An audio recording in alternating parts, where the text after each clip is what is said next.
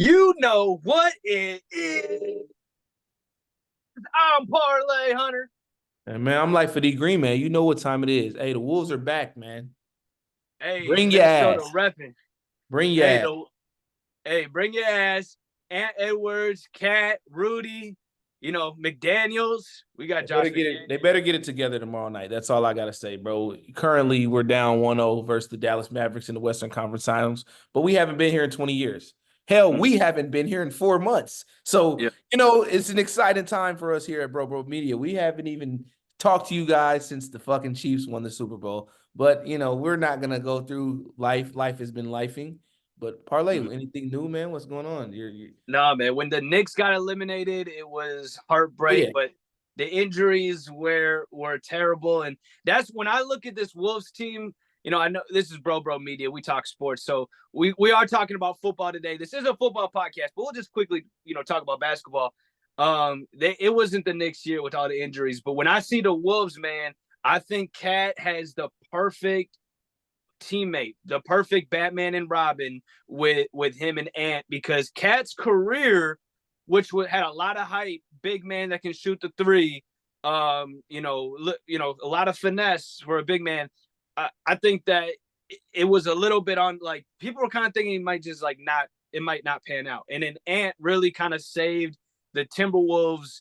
And I feel like, even Rudy's career too, which was, I mean, it was such an interesting development to get that team together. But I think it's so cool. I hope they take it home. Ant's got that killer instinct. So it's like when someone's young, it used to be like, well, they're young, they're inexperienced. But that killer instinct, bro, like we only really see that every once in a generation. This mindset of, like, really being your best with all the pressure on. It's amazing to see. So shout out to the Wolves, man. And they got a good series with Dallas.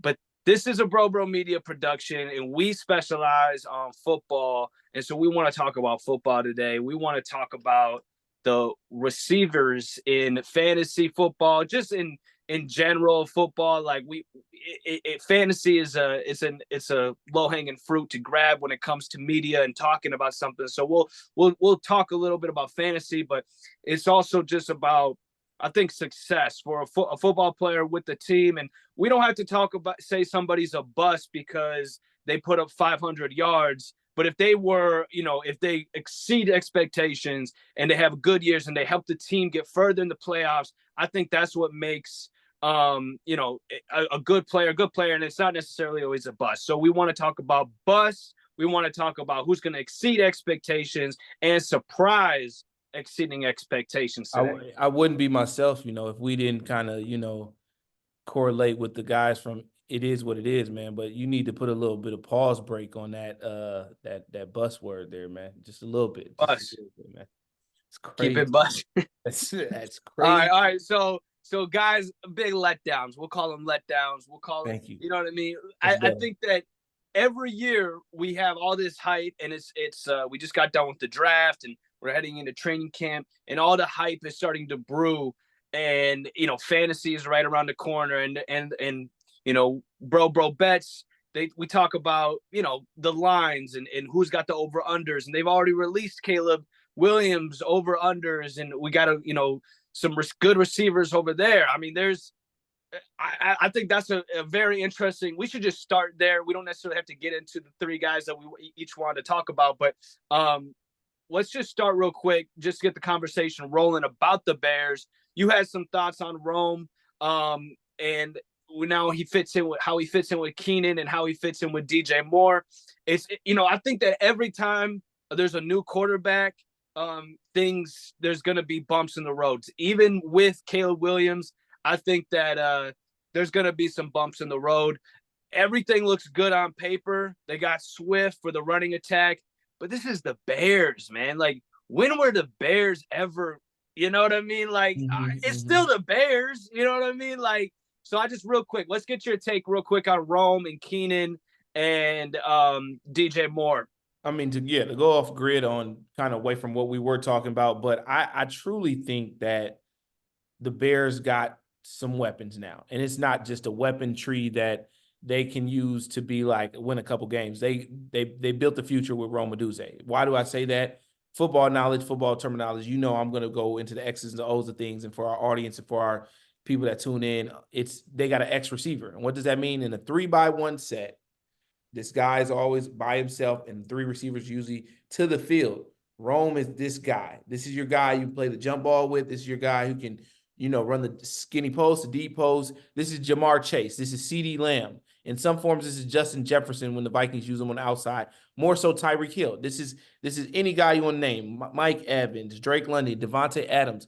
Like, it's that guy who's singled up in that one-on-one that you're going to count on 9 times out of 10. And so I think now building the foundation with Rome, with the DJ Moore, who's a gadget-like receiver, who can do it all, has a running back build, who can kind of take the jet sweeps, take the orbit motion, do the funnel screens, do the bubble screens and things like that. And then you got somebody like Keenan Allen, a reliable receiver who's been proven now, 10,000 plus yards, Hall of Fame stats. It's kind of crazy to me to see like the Chargers would let him go in a matter of fact like that. But it's obviously a blessing for the Bears. And I think that Caleb Williams has no choice. They've said it multiple times when he was drafted. We knew he was going to be number 1, that he's in history the first quarterback overall coming into the best situation. Has a solidified offensive line, rejuvenated and reconstructed with that. Then he has DeAndre Swift in the backfield. Then they have Cole Kmet, who was already kind of emerging as a tight end. He was getting more reps and getting more catches last year. And then you plug him with those 3 receivers. Like I said, I think Rome is not necessarily the number 1 sleeper receiver in that rookie class, but his impact will be felt. I think that you have nowhere to lose. I think what comes down to it is the chemistry.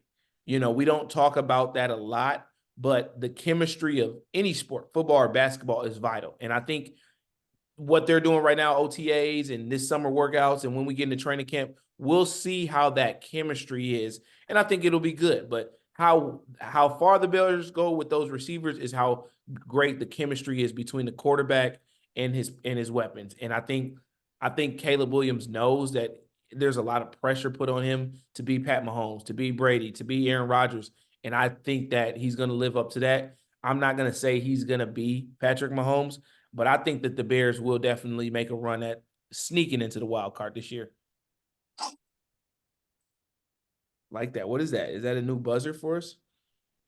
This is the cash machine noise. That's why Dre is on this show. He breaks it down. Coach Dre. It's like breaks a guarantee, it down. Like a Charles Barkley guarantee, huh? Yes, the X's and the O's, Coach Dre. I think that was great. Great breakdown right there. And it's funny, like Caleb's, I think that, I have to see it. Like I hype and all this stuff, like, it's the NFL is every week you're playing the best football. I mean, there's only 32 teams. This isn't college. The competition is going to be so much harder. Caleb will still have to adjust, and there's always going to be a development period. So with these guys, like you said, I mean, he's set up for great success. That was great. I want to take my first bust candidate for playing off of the word chemistry that you brought up. And this is what I think is more likely to be a fantasy bust. But I really think that this team is going to have some problems this year. And I want to start with the Minnesota Vikings, and I want to start with Justin Jefferson. And I know that's the number one name. You're directing the attention to where I'm at right now, man. I feel kind of like, not embarrassed, but I feel kind of like, you just threw a shot at me, bro. Like, no shots. It's not. Why are you throwing a shot at the city when the Wolves are playing good? Like, type of shit. No. This is, I feel like the team, with everything that happened with Kirk Cousins and I mean, Atlanta was it was messy with what they did in the draft. And then now you have JJ, and you got a team that is Justin Jefferson has developed quickly, and we are looking at his prime. Now, I'm not saying he's still young, and we can't say that he won't be this good in his late 20s into his early 30s, which he most likely will be. But you are looking at a guy right now, I believe that you got to strike while the iron is hot. And I don't believe in JJ. I didn't like the pick in the draft, and we haven't talked since after the draft. And really, we didn't talk a lot before the draft or have podcasts so about this kind of stuff. And I knew that we knew that they were going to pick JJ. But with that being said, you have the best wide receiver in the world, and he's got to play with a guy who, is a rookie. He wasn't the number one quarterback in his draft class, and essentially the team is taking, it's like a rebuild type of year, and I believe that's going to be bad for Justin Jefferson's morale. I do also am a big believer on, receivers production is based a lot on the quarterback. And, we'll see what happens. But that's the first guy that I just want to say, if you have the first pick in the fantasy football draft, I wouldn't pick Justin Jefferson. And it really has to do with JJ. Let's get your take. I don't think that people necessarily are going to take him number one in fantasy. I think CD right now is buzzing a little bit higher than JJ as far as the number one receiver. I agree with you. There's a little bit of turmoil here. We, as you know, living here right now in Minneapolis and just reading the paper or hearing the news in the sports world right now is like Vikings need to pay him. Obviously, we know that he's worth every dime. I don't think that he necessarily doesn't want to be here. It's crazy the contrast that I feel like he wants to be here, especially now seeing what even Anthony Edwards is doing for the Minnesota Timberwolves per se. And it's like, yeah, JJ can't do the equivalent by himself because he's a receiver. Ant-Man basketball, it's different. But in the same sense, I think he's developed a strong love for the city.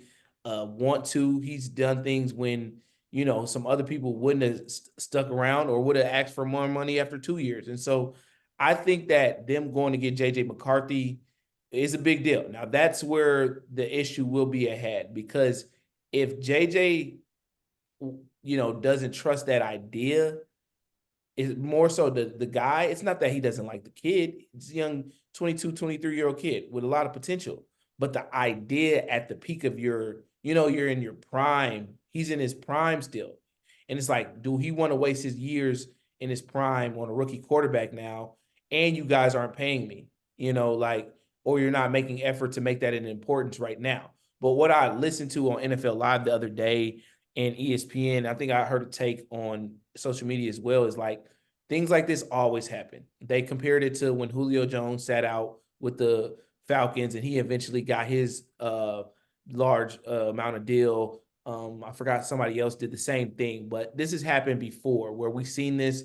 He'll show up to training camp. He'll be ready to go, be in shape, and it'll work out. But I think that's going to happen. But still, I think that there's conversations with Kevin O'Connell, the general manager, and Justin Jefferson about them making this choice. It's similar, Parlay, to when Aaron Rodgers was in his final couple of years with Green Bay, and they kind of kept him out of the limelight of, kind of the management of team and who are we bringing in and who are we letting go. It's weird to say that for a receiver, but JJ's of that magnitude. He's the leader. He's the captain. He's the one that wears the C on the jersey now. It's not Kirk Cousins. He's the main vocal leader by example and display of being the franchise. He's on the cover of Madden. His jersey is everywhere. Everybody does his gritty. In Minneapolis, he is the main player that for the Minnesota Vikings. So I think the Vikings need to value that factor, because if it doesn't work in the sense of him trusting this idea and he doesn't think that he'll get those same numbers, he's going to want to walk, man. Yeah, I mean, the Vikings the owner got to have a lot of belief in the head coach. Also, there's not a great run game and O-line. But I don't mean to cut you off. I think the O-line is going to get better. The run game is going to be good. They picked up Aaron Jones. It's the idea of the quarterback. It's not that Kevin O'Connell hasn't been a whiz. He comes from the tree of your boy out in LA. What's his name? Sean McVay. He comes from that tree. You got to remember, he's the one that got Cooper Kupp when they went to the championship. Kevin O'Connell was the offense coordinator. So he can make it work, but it's the idea of this dude who has limited experience, who won a national championship with Michigan, who wasn't the reason why Michigan won the national championship. Can he come in and make a significant impact right away with arguably the number one receiver in the National Football League and keep that guy happy? Yeah, I don't know about that. Yeah, I think that it's very like we're on thin ice, you know? Yeah, And yeah. if it's a good season, all's going to be well. If it's a bad season, there's going to be a lot of pointing fingers. There's not a lot to rely on. There's not a defense to rely on. There's not, yeah, you can lean on. There's not, I mean, it's just, I don't feel like it's in the Justin Jefferson's in the best situation, but you're right about how when the basketball team is good, the city is better. The football team is good, the city is better. We're So expecting the Vikings to play well now that the Timberwolves, because it's been a long time since the Timberwolves have been this great. And so it's like, dude, it's now the Vikings' time, regardless of Kirk Cousins leaving. I didn't mean to cut you off, but yeah, regardless of Kirk Cousins leaving, they're in their prime because your players are in your prime. yeah, Vikings did a phenomenal job defensively drafting Dallas Turner, bringing in a sack master from Houston. They got players, they got people in position. Now it's about the offense doing what it needs to do, and I think that it's going to be good. It's going to take time. We don't know. It's a very mystery with JJ McCarthy because he wasn't asked to do a lot at Michigan. And what he did do with the sample size, he did okay. I'm not going to say he did great. Wasn't like he put up 4,000 yards and 30 plus touchdowns and had a crazy completion percentage and he made errant throws, he made mistakes, but his run game was what saved him. That was what Jim Harbaugh's offense was. And so when you're talking about Kevin O'Connell, he's a guy that it's a lot of passing, it's a lot of crossing routes, it's a lot of corner routes, it's a lot of things where the quarterback play has to be great, and that's gonna take a hit.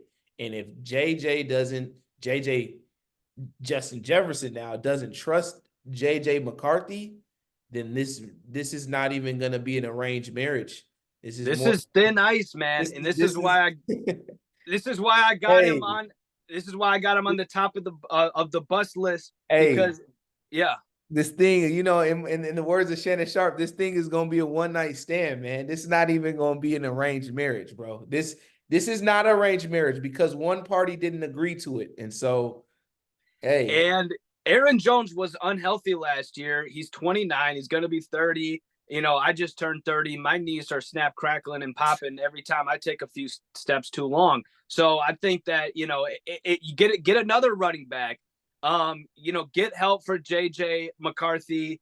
And this quarterback draft class, we're not going to talk about quarterbacks, but I've heard some things about people saying that this class was overhyped and there's a lot of weird things going on with this draft, especially in Atlanta. So this is just, I feel like we're in thin ice territory. Let me get your one of your guys, whether it's a bust or it's a exceeding expectations or it's expected exceeding expectations, or if it's a surprise breakout. You got any? I I wouldn't say surprise or breakout.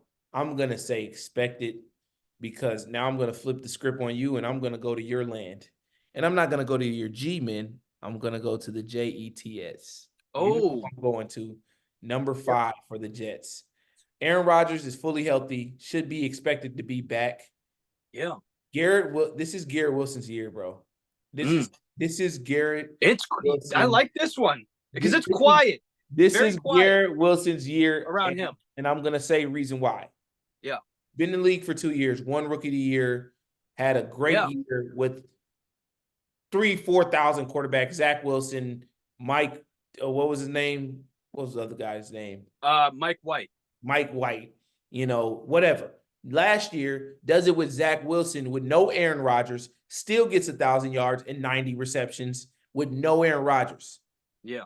Jets are gonna. I'm firm believe that the Jets are gonna keep Aaron Rodgers upright. He's gonna be healthy. Nobody's gonna fall on his leg. He's not gonna have one play and done on Monday night versus the 49ers. That's gonna be a good game, by the way, opening Monday night. I think he's gonna be good. So with that being said, I'm expecting.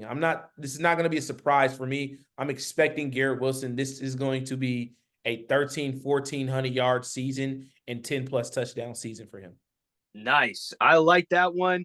So much attention is on Rodgers. It actually is taking a lot of attention off Garrett. And when Rodgers got injured, it shifted back to Garrett because it was well, who's going to help Zach Wilson? It was Garrett.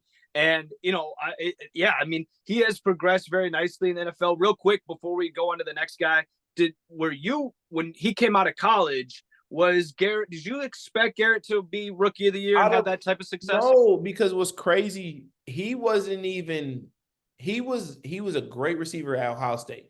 But you gotta they look what they do. They're Marvin Harrison. The kid they got now, freshman, that's who they're saying is gonna be the best one out of all. Jeremiah Smith, who's a freshman. Remember that name. But when he was there, Marvin was a sophomore and he wasn't even emerged to who he is now. And it's crazy because that guy is fucking ridiculous. But I expected Chris Olave to be that guy, which he has fairly been down in New Orleans. And then Jackson Smith-Njigba, he was more of a, kind of a receiver like Jarvis, Rome Odunze or Jarvis Landry, where he was expected to be, what he is. And he's been fairly good in Seattle. But I didn't, out of college, I wouldn't have picked Garrett Wilson out of those two to be the number one. I would have definitely said Chris Olave. Chris Olave had an all-around receiver game. Garrett Wilson was more of a speedster who I didn't really think had a lot of routes in his route tree, but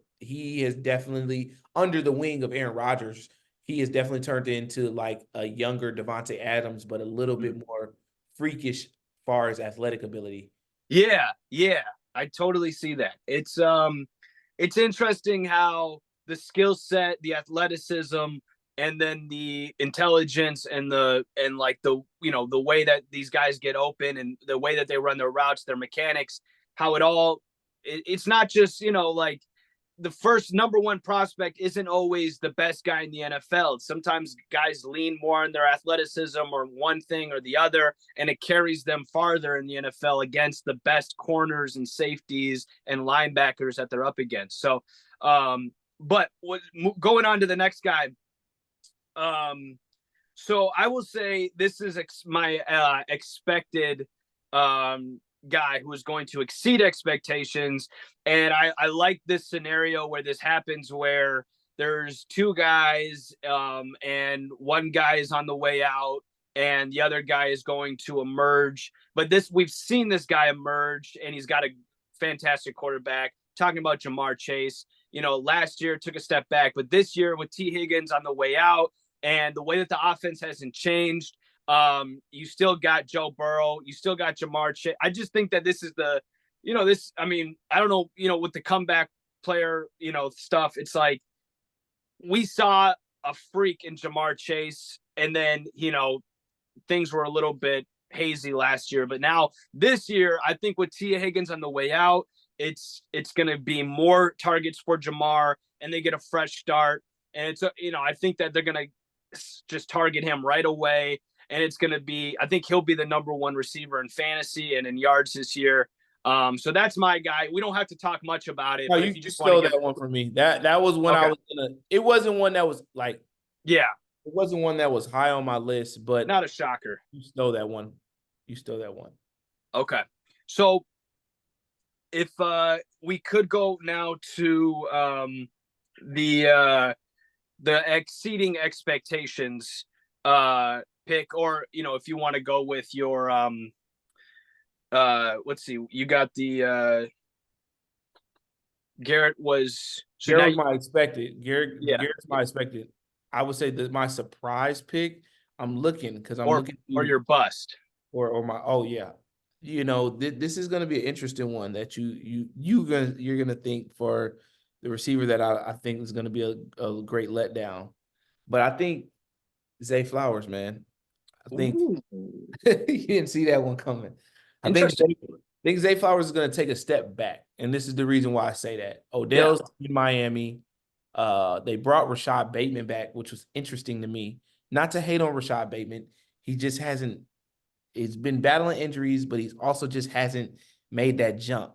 And now you're putting pressure on a guy who's a slot receiver, not that big, who isn't really a Tyreek Hill like we thought. He's not going to take over a game. Zay Flowers is not going to do that. You double team him. Now you make Rashad Bateman and those tight ends beat you. And then now you can, I think I keep telling everybody, yes, they got Derrick Henry. That's going to help their offense, but it actually isn't. The Ravens are finna do one of these. I just want, and I'm not being biased because my Steelers, by the way, we haven't talked about my team, but Yeah. we have been doing this in the draft, in free agency. We have been doing this, and nobody wants to give us fucking credit, but it is what it is, as Cameron and Mace would say. But no, Zay Flowers is going to take a decline because there's going to be more pressure on him now to do something that he's not ready to do in that offense. And that's be a number one. That's be a guy that can be reliable. We're not talking about him averaging 60, 70 yards now when you got Odell and you got a Rashad Bateman and you got a Mark Andrews and you got Isaiah Likely and then whoever's in the backfield. You're talking about now, hey, when they're keying on Derrick Henry and they're slowing him down and Lamar's not running and Mark Andrews is getting his, we still need that receiver present. We need somebody to get 100 yards a game from one of our receivers outside of our tight ends. Mm-hmm. I don't think that he's ready for the pressure. That's for what I'm saying.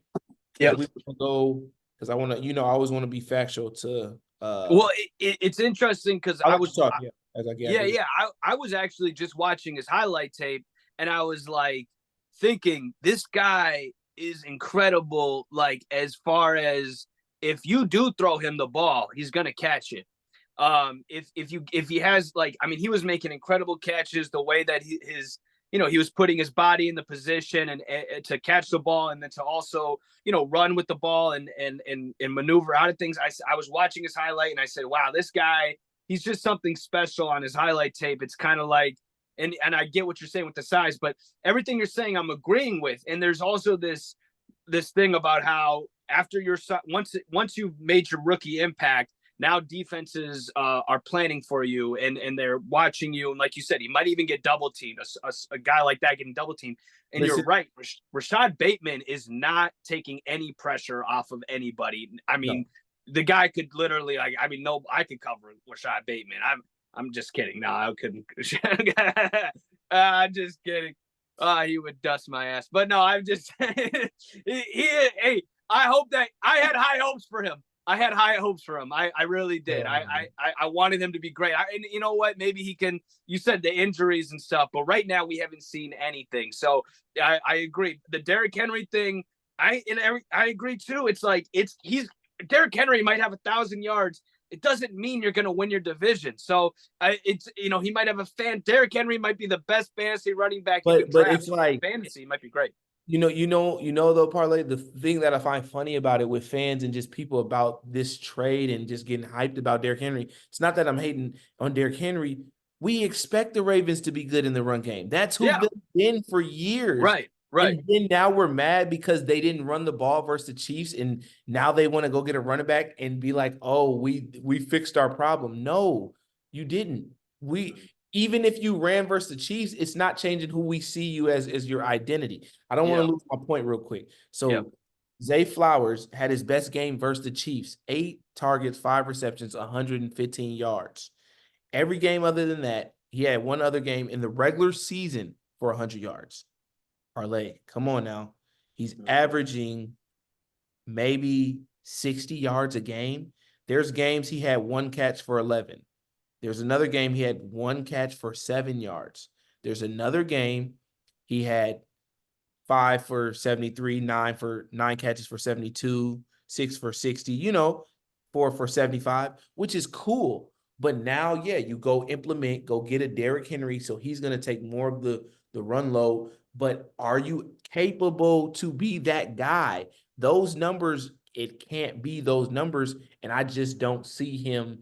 Even if he was to get 1,000 yards receivers, I'm saying from an all-around, like, decline and letdown and bust, I'm saying, like, the impact. Yeah. Ravens receiving room is more vital now because you lose Odell Beckham, you don't go get another weapon at receiver, and you go bring Derrick Henry here, so now you're going to run the ball more. Mm-hmm. Zay Flowers has to take a decline. Yeah, I think he would be so good if he had another guy like, all receivers would be better if they had another guy to take the pressure off. But if Zay is one-on-one and you do have another guy, I think he's incredible. I think he does have 1,000-yard season. But when all the attention is on you, it's the NFL. It doesn't matter how good you are. It doesn't matter how much talent you have. You don't have you're going against guys that are just as athletic and as good as you. So, and I'll say this, even more so to validate my comment. Would agree what you said. Their defense took a hit. We got Patrick Queen. They didn't bring back Ronald Darby. They didn't really Steelers, right? They didn't really do nothing to me in the offseason defense. I'm blanking on somebody that they did pick up, but I know they made a couple acquisitions, but still, I'm not afraid of their defense. I wasn't last year. I seen what the Chiefs did to them. I seen what Houston did to them for first half. Like, the Ravens aren't scaring nobody. That's the thing. Like, people were really like, last year was their year. They're scary. We don't want to play them. Their defense is great. Their run game is good. They got weapons at receiver now. I don't feel that way this year. I feel that they're going to be a good team because they still have Lamar Jackson. He's always going to be great. You got Derrick Henry. He's a good running back, but you have a good defense, not a great defense. And then you have nobody that's proven at receiver to be that one guy that we got to be like, okay, double, triple team him. Zay Flowers takes the hit. That's the bust of the year. And it's going to surprise a lot of people. But I'm good at making good predictions. It's not going to surprise me. Yeah. 1 second. I know I wrote this other name down. Let me just get it real quick. Okay. So, yeah, what I wanted to say, you were talking about your Steelers, now potential breakouts on my end. There's actually a couple guys that are coming to mind right now, and I want to ask you about, but the main guy I think I will say that takes a step back. This is the guy who's going to exceed expectations. I actually had 3 guys, and I'm going to do an audible right now, and I'm going to mention a guy who who I wasn't even going to talk about, but he just came to mind, and I actually think this is the guy because he's got a quarterback. That's kind of the way that I'm going here is depending a lot about the quarterbacks and how they get the ball. And also he's set up because his competition left over to Denver. They got Josh Reynolds, and Jameson Williams, J-Mo. It's his time. The injuries are gone. You're now the number 2. You got the help. You got the quarterback. You got everything. We saw little flashes. And I'm talking breakout year. So, they're probably saying, oh, this guy is going to have maybe 500 yards. I'm saying he's going to have 1,000 yards. Because I was going to talk about George Pickens and the Steelers, but I think a lot of people are expecting George to be great. And, Russ is going to be dope, but I think everyone's going to be better. I think Najee's going to be better. The team's going to be better, but for this podcast, I'm going to say J-Mo. I think J-Mo is going to be the guy where he's a sleeper. He's going to be a late round guy that you can pick up in fantasy. Early on in the year, his numbers over-unders are going to be low, like 30 yards probably. I'm assuming his first game. You're going to hop on the over because this is the guy. He has potential to be. I can't remember where he went in the draft. He might have went close to the first round in the low 20s, but it was, he has high expectations to be great. So, yeah, I'm going to go there with J-Mo and just say that everything is, set up for his success. And if you're watching this podcast, go and draft him early on. And it's a great pick. That's a great pick. I would say to conclude on my surprising pick, let me rebuttal to J-Mo. I agree with that. I've seen a lot of news come out lately of him, stepping up to the plate. Dan Campbell said something about him today at OTAs, and he's just been looking spectacular, and he's taking that step. I just pray and hope that the guy stay healthy. Get a little bit more weight on him. I would like to see him gain about 10 pounds, get to about 190, closer to 195, to where, the thing about Justin Jefferson, he was so good for so long because his body could, take the contact. And so, he just had a rough spur of that hamstring last year, I believe, or something. But J-Mo has been hit with a lot of tough injuries, came into the league with a ACL or something like that. And then he had some early on in his rookie season. But I think he's going to do what he's supposed to do, help Amon-Ra. I think that's a great 1-2 tandem. Amon-Ra does a lot in the dink and dunk game, a lot of just methodical. He's over the top. He's jet sweep. He's deep bomb. He's all of that. We know how fast he is. That's a great one. I think my surprising one can go 3 different ways. The entire Houston receiving core is not surprising. That should be more expected, but it's going to surprise people how good Houston's receiving core looks this year. Tank Dell coming off injury, newly acquired Stephon, Nico Collins, that whole deal. Then you can also say my bigger deal is, because I haven't mentioned any rookie guys. And, Marv is going to do Marv. Neighbors is going to go as far as your damn Daniel Jones is going to go. You throw a rock, that's how far he'll probably go. Then you have who else was drafted? Rome Odunze. We talked about Rome. Worthy. Worthy. I'm gonna get back to Worthy. Worthy is part of my speech. Ricky Purcell, Leggett, Keenan Coleman, Lad McConkley is a good pick. Let's go on and on and on. But the 2 guys I want to talk about, you just mentioned Xavier Worthy. 2 guys from Texas. I know this will make Reese happy. I'm not really a Texas fan, Texas football, but Xavier Worthy and Adonai Mitchell, those 2 guys, Parlay, they're going to surprise a lot of people. Those are the 2 main receivers, as I look on this list, that are going to surprise people how fast they make an impact. 2 reasons. We're going to start with Xavier Worthy. I'm going to let you get your thought in here. He's going to the Chiefs. It's up in the air what's going to happen with Rashid Rice. He's facing a lot of legal shit going on right now.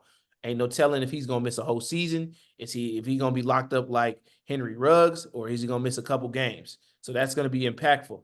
But even if he does play, now you have 2 great different style of receivers to go along with Travis Kelce. They get rid of, that didn't work for so long. Tony. Get rid of Kadarius Toney, got rid of Sky Moore.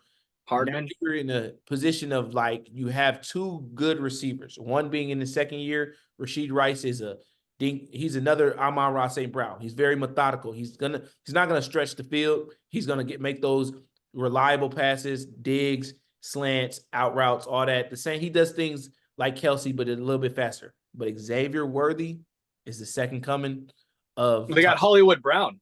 Oh, Hollywood Brown. I forgot about that. So you're pairing them 2. So that's my point. Thank you for saying that. You don't even need Rashid Rice, really, honestly. But if he does come back, it's a very dangerous game, because now you have Hollywood Brown, you have Rashid Rice, and you have Xavier Worthy. Xavier Worthy is going to be this year's Zay Flowers. See how I correlate that? Because now you have, if Rashid Rice can play the whole year, we know what he's going to do. We know what Hollywood Brown has been. He just needed a quarterback. Honestly, he had Lamar Jackson, he had Kyler Murray. Both are Heisman winners. Both were great quarterbacks. But now you pair him with Patrick Mahomes, and I think he goes and does. He has the potential to do 1,000 yards. But Xavier Worthy, trust me, Parlay, this dude is the fastest man in the NFL, 4.21.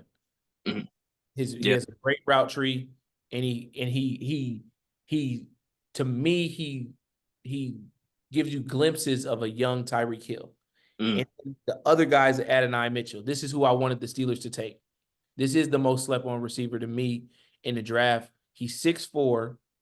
He's 6'4", about 205, 215, kind of like a T. Higgins, but he runs at 4.33. And he has routes, and he can catch the ball. He has a high radius. Who drafted him? The Colts. So he's going to get paired up with Michael Pittman and Josh Downs. With the second year, Anthony Richardson, who I told you is a very dark horse in the MVP. The Colts will make a run this year. This AFC South is about to get twisted. It's about to be Houston and Indy. It's not going to be no more Jacksonville, and it's not going to be no more Tennessee. It's about to be Houston and Indy. I mean, I see Tennessee, but I mean Trevor Lawrence and Travis Etienne and whatever else they got going on. It's about to be Houston, and it's about to be Indy. I'm letting you know right now. This dude, Adonai Mitchell, is going to make that type of impact because AR is going to come back healthy. And they got Michael Pittman, who's already been solidified, but Adonai can stretch the field because he's fast and he has Yeah. sneak. So those are my surprising picks. I had to get some rookies in there for you. Great. And real quick before we end the show, like you just brought up Houston, I just want to quickly, because I've been thinking about Houston. They got Tank Dell, Nico, Stephon Diggs. They got I liked their tight end pick late in the draft. Cade. Yeah, that was his Ohio State guy. Yeah. Kind of like and that guy, he's a pretty athletic tight end. But they still got Brevin Jordan, and they still got and their starting tight end. I forgot his name, but he was pretty good. Dalton I Schultz. think what? Dalton Schultz. Yes, Dalton Schultz. And so I think that just real quick, we saw like great production from Tank Dell last year. He had an injury, but reading up on the injury, I think it's going to be okay. I think he'll make a full recovery. Have you seen the footage on him? Lately, he does not look like he's injured at all. Yeah. He So looks great. Real quick, can I just get can you rank those three guys yards this year? Who's going to get the most yards in your prediction? That's a great question. That's a great question. By the way, I didn't want you to forget Joe Mixon in the backfield too.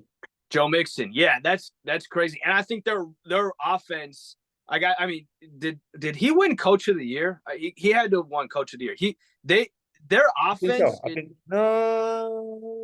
He might have. I mean, the offense. No, he didn't. He didn't. The offense is so perfect for any running back. I mean, I feel like we saw Singletary do his thing, and I'm not saying it's just like Singletary is a great prospect. He was even out of college, like he was good in Houston, like but I mean he was good in Buffalo, and like I think that Singletary, though, I think anybody back there, and Joe Mixon, a vet, but he's still got tons of talent, and he was really good for last year in Cincinnati. Perfect for him. And he's probably going to not even lose a step in his production as fantasy-wise. But like that offense is so tailor-made for any running back or receiver. A lot to do with CJ Stroud, but I think it's also, it's a lot on CJ Stroud, but you can't take the play calling and the coaching is a huge factor as well. So, but yeah, just real quick, want to get your, can you just rank those guys? Because we saw Diggs take a step back last year. Was it his quarterback? He had Josh Allen. Was it him or was it his quarterback? Was it the system? Or is Stephon Diggs regressing? Nico, breakout last year. Tank, breakout, looked, amazing. Partial breakout. But yes, he did. That's all good information. I think for Stephon, I think he just wasn't in a happy place mentally. Whatever that relationship was with him and Josh Allen, and even whatever his name. Man, we're rusty tonight. Doug McDermott, or isn't that his name? Sean McDermott. Yeah, I think those two relationships were very up in the air for him. And did he want to be there? I think he loved Buffalo. I don't know where the contrast went. I feel like I want to put the point to the offensive coordinator perspective. I think a lot of things change in that. And then too, as a great teammate, you're never going to point fingers. He didn't want to ever say Gabe Davis ain't showing up, but Gabe Davis wasn't showing up. And I think Stephon felt that, and he needed to go to a place where they had young, good receivers. So now he can just be who he was again and still be the number one guy, but know that he can rely on dogs around him. And I think you've seen this on social media. He started to take Tank Dell under his wing as a little brother before he even got there. He was always shouting him out. I remember seeing on IG and just saying, you're the next one up. And Tank Dell would always be like, man, my game, I kind of model my game after him. And so it's crazy now that this is all happening. And one thing's for certain, they have the quarterback of the future, and that ain't going to change. I don't care what nobody say. I bet my last dollar on CJ Stroud any day that he's going to come and perform. It would be hard for me to believe that CJ Stroud ain't going to be consistent year in and year out. And yeah, he may not do them numbers or he may surpass them this year, but he's going to ball. So I can rely on that. So to rank the numbers from those three receivers, I still think you got to give Stephon the edge in the sense of receptions. because he is the number one. And at the end of the day, when you get into those games and you need a play, you're going to that guy. And he's proven to be that guy. He was that guy. He's been top 5 receiver for the last 4 or 5 years. So reception wise, he'll be number one. Now, yards, that's a matchup thing. That's a schematic thing, because certain games it could be Nico. Certain games it could be Stephon. Certain games it could be Tank. I really can't put my hand on that one, my finger on that one. That's really a flip of the coin 3 ways.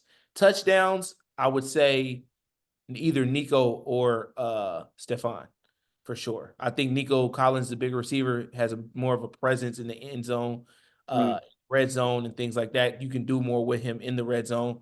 So it's order. It's hard for me to say right now, but bro, that's the excitement of the year. We're ready for football. I can feel it again. You know, we get like this when June and July start to roll around, bro. We're just itching at the fingers, bro. Excited to see what the teams are going to look like in training camp. And so for me, the main thing I want for this team, bro, because I'm not a Houston fan per se. I was supposed to move down there and relocate. I would have been somewhat of a fan. I'm always going to be black and gold. I'm always going to be Steelers till I die. Steeler Nation, baby. You know what it is, Hillenmeyer. You know what it is. Yeah. But what I'm trying to say is I would love to see not only my Steelers be fully healthy, but I want to see Houston be able to be healthy for 17 games and see what that looks like. Yeah. Yeah. I think they're going to be on the up and up. And I think that's their division because, we've seen it with them and with Indianapolis, the Colts. I think that, the health issues, and I don't know what's going to, AR-15 is amazing, but the health thing happened so quickly, and his game is, it was a lot of that, and he doesn't have to take hits, but he was, and so I just think it's Houston all the way, and I think they're going to be a juggernaut in the NFL. Like, I think we're talking top 5 teams in the NFL. And real quick, I think that CJ Stroud is so good. He'll definitely get the ball out around everywhere. I'm going to go with, Nico and him developed an incredible chemistry on the slant routes. It was just always open. I just want to put that out there. Like, I think Nico, the type of receiver he was, it wasn't necessarily, but those 10-yard slants or 15-yard slants inside, just like always caught, always open, and Nico never dropped the ball. CJ Stroud also is amazing at throwing the ball outside the numbers. But I think I'll go with Diggs number 1. It's going to be, he is that guy. He's still a reception beast. And then I'll just say Tank, because Tank has this incredible talent and athleticism. And then I'll say Nico. But they might all have 1,000-yard seasons because CJ's that guy. I think that you see that. I think I didn't want to cut you off real quick, but yeah, because of what CJ Stroud said a lot last year about his efforts to be an MVP and not just a rookie of the year, we're on the verge of seeing things like the greatest show on turf. If you can remember Torrey Holt, Isaac Bruce, Marshall Faulk, Kurt Warner, the Colts many years with Reggie Wayne, Marvin Harrison, and Peyton Manning, Edgerrin James. Like, we're gonna see that this year, and I won't be surprised if you get 3 guys with 1,000+ yards. I really won't be surprised. Yeah. Well, that was a great podcast. Let's wrap it up. Very great, This is Bro Media. I'm Parlay Hunter. Man, a Life of the Green, man. Bro Bets is in the building. Hey, stay tuned. Always like, subscribe. Go check out some of our old things. I know we've been going. I know we didn't cover the draft like we wanted. I know we didn't even cover the defending Super Bowl champions. But, hey, man, life is lifing. We're figuring it out. And just stay on your toes, because we're going to surprise y'all here and there. We don't got a formatted schedule right now, but we are fixing things and fine-tuning it.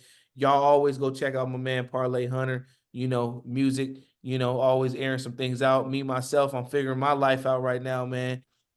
So we got some things coming up. So we'll keep it at that, man.